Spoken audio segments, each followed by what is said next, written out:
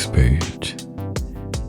As for, based on the title of this week's episode, has to do with Vestiges, primarily one of the blooded fruits, who has many emissaries, spies, acolytes, you name it, all across the cosmos, working to do their will.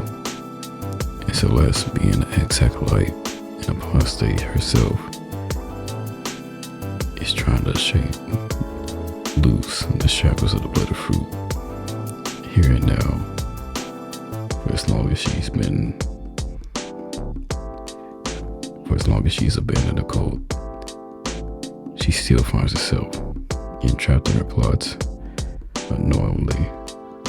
For instance, on this page you see a ghostly figure approaching her from the shadows. It's one of the blooded fruit's many forms she uses to take when she's alone or in spots where, many of her plans carried out. And this station is one of them. Something has happened here that has caused this Vestiges to show up at a time like this, with Celeste Damu running out. She's more susceptible to these intrusions, so to speak. And the best way to fight them off for now is just to waft them away. But if she doesn't seek help soon, she's going to succumb to her hunger. And eventually, it might get the better of her. Who knows who she'll hurt if she doesn't get it under control in due time. I knew I wanted to introduce the blooded fruit, at least a form of her, early on in the story. That way the reader gets a chance to know what essentially Celeste is fighting against, where she's came from, a little insight into the struggles that she deals with, and try to cope. It's not really much she can do against the blood fruit alone by herself, because it's like one of those primordial eldritch god type figures. All you can do is just bide your time until they come for you. Essentially, that's how I see it. It's one of those in-game bosses that just stalk you to the very end until you finally give up. But Celeste, she's more stubborn than that, more prideful. That's one of the facets about myself that I modeled when it came to defining Celeste's personality traits. Because even when it's hopeless, she's very spiteful and prideful. She won't give up even if it kills her. And that's one of my favorite things I like about Celeste, people like Celeste. Aside from this, I've taken it upon myself to branch out, make a little side story, if you will, as it pertains to Celeste and Endymion, one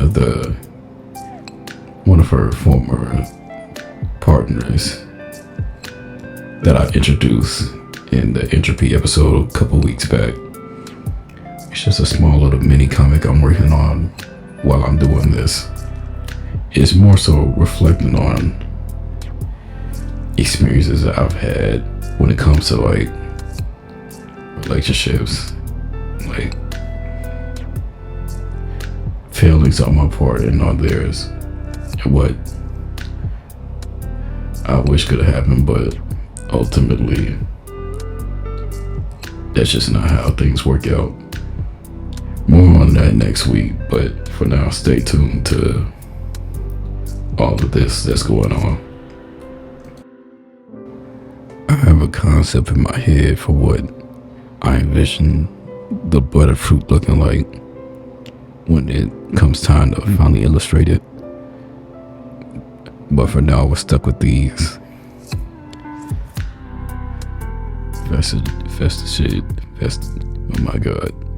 you know what I'm trying to say, these apparitions of what they could look like, illusions to the real thing.